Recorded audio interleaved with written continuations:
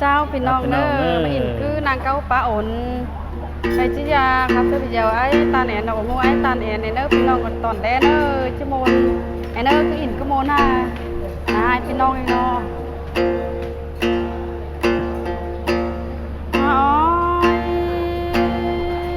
เนินยิงเอ้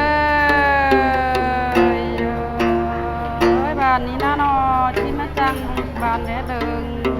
ก็ในเปีย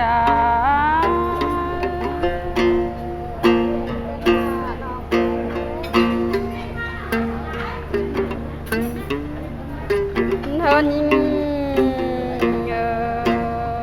เมืองนี้นะที่มาจากเมืองแดดซอยเกินได้นอจุกากาปันดา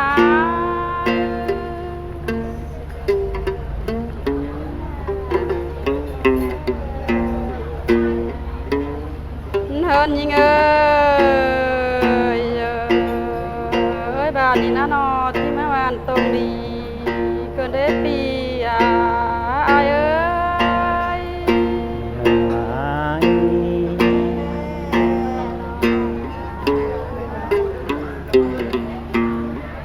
โอ้ยรอหน่อยยิงเมื่อกี้นะนอที่มาเมืองเชิงเกินได้จูฮากาโกนเชิงนอกเฮิ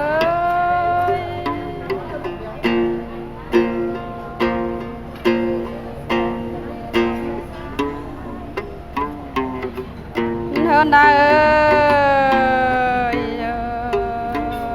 น้องแป้งจำก็เห็นคงมั่งก็เห็นเฮิงเดวรอ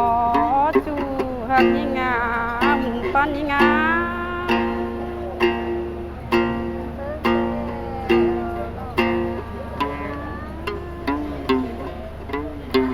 โอ้ยแป้งได้ว่าก่อนยิ่งงามแค่นี้ก็ได้เห็นมอนจึงเก้าป้าอ่อนมีโกนเดิงเฮาเกินเดจูหากยิงบุญปั้นนอง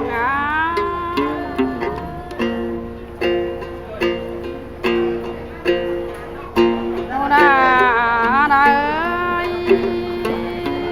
บอนจึงเก้ากามีโกนกินแต่รอต่อไรปั้นคนมากินเอ้คนได้บ้านกันได้จูหากยิ่งงามปั้นงาม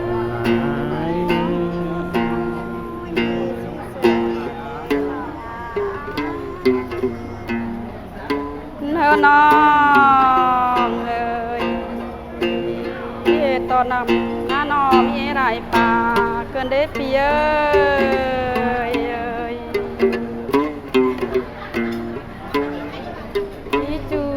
ฮากาโกนเชิงน้องเอ้ย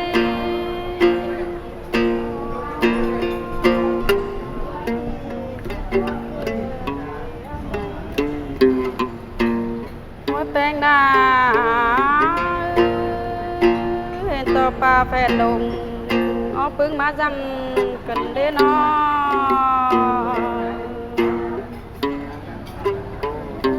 โกนองแป้งก่อนนั่งจิมาเห็นลูกมาทองพอนะเดเปีย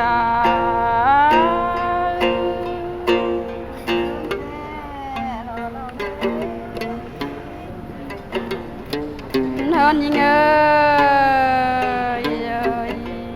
ที่มาหอหนังใครนี่น้าน้องดา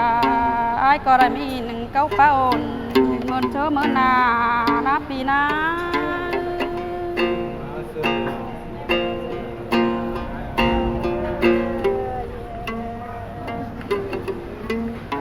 เฮินยิงโดยโกนก่อนนั่งเจอโจ๊กปอไม่เห็นโมนใดโกนใครนี่เกินได้โดยสองเงาหน้าปี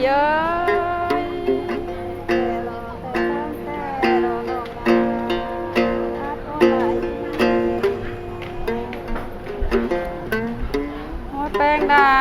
มาโดยสองห้องของแห้งมาก็เจอกันครับเจลแข็งจริงกันอินจูได้ยังไง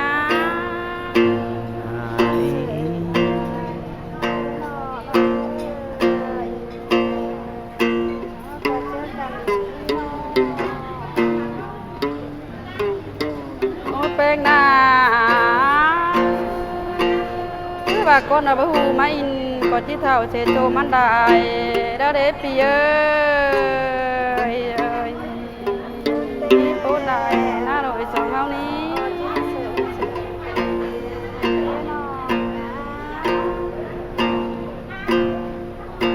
เฮินยิงา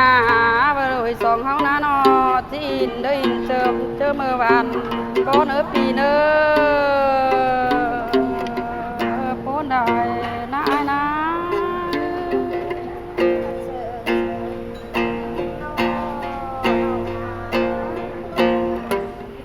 เฮินน้องเอ้ย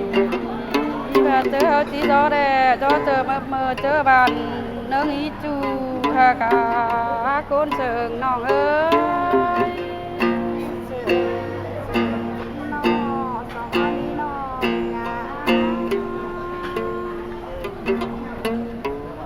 เธอน้องเอ้ยน้องแป้งเดือกล้ามโตก็มักแล้วเด้เปียว่ากล้ามรักน้องก็บ่ไหลมานาปีนะ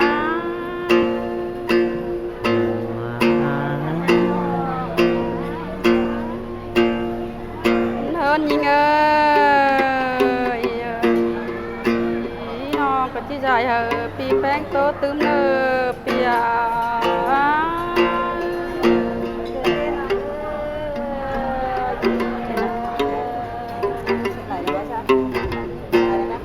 ที่เจนมึงไง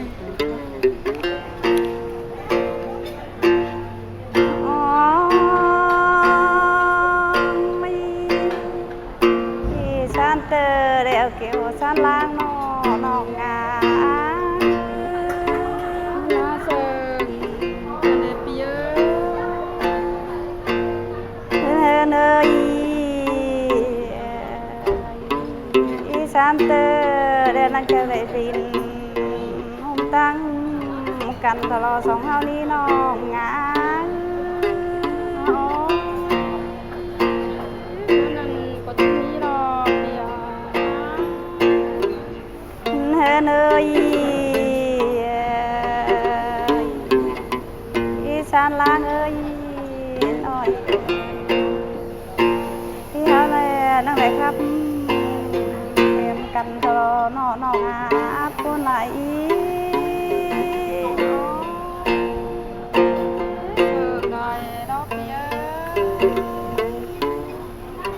เนื้อนาเยอะก็เชื่อว่านาน้องน้ำแม่จังป้าตะเนน้องแป้งา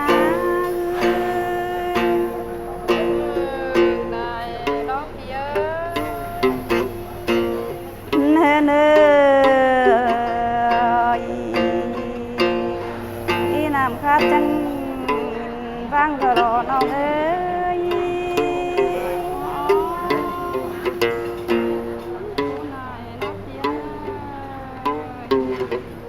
เนื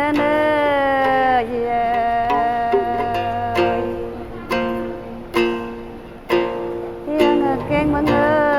กันในน้องงา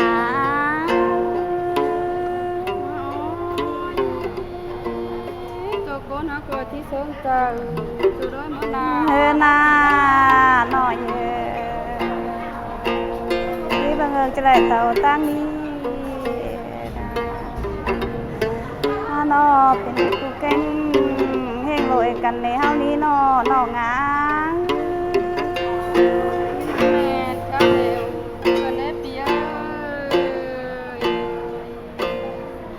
เนยเฮามาตั้งนี้นาน้องเมืองนี้พี่นอตาเบิ่งหินนาน้องเมืองนี้เป็นลาลายโลแต่นาน้องงา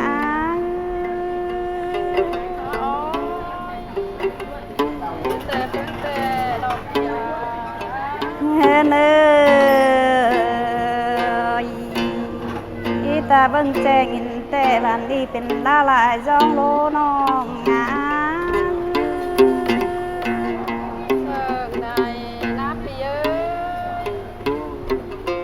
เนยอินเตอ แกงเตเริ่มไหลมาไหวกันเนนอนองา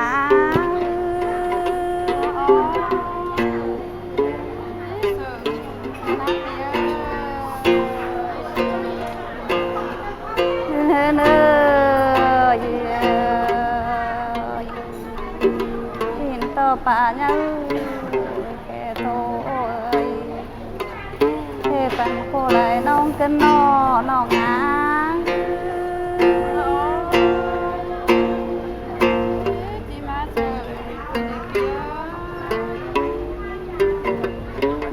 เนยยินต่อป่าตะลงลูกโจมบังโตมเอากันเนนองา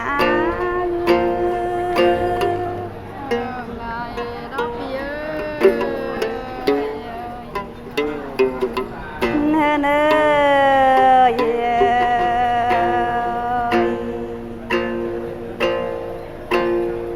พี่น้อสองเอาแลก็เจอกันลินพี่น้อไปเอิญจูคงเบื้องจันงามตายเฮานี้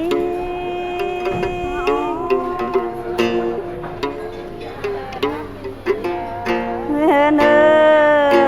ยนอจานนะเฮาไรจุลีแล้วก็เจอกันไปเจอไปเศร้าจามบานชิ้นเนนองา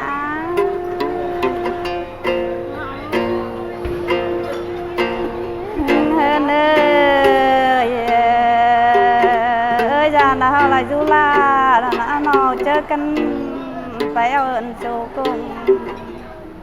น้องเบิ่งจันงามตาเนนองาน้องแป้งเย้ยก็ห้าเมตรนะพี่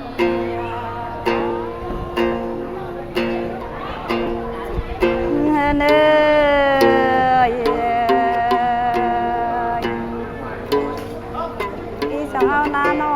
ดินมีต่างเสิงชิ้นเนนองา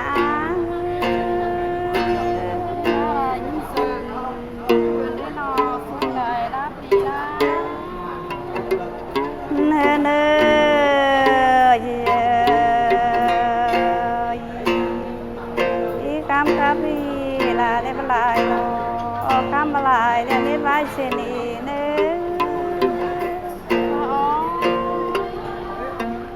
เฮนาบางคาพาน้องลาวไปก็นี้น้องงาเจ้าพี่น้องได้พี่น้องนะขอบคุณมากเลย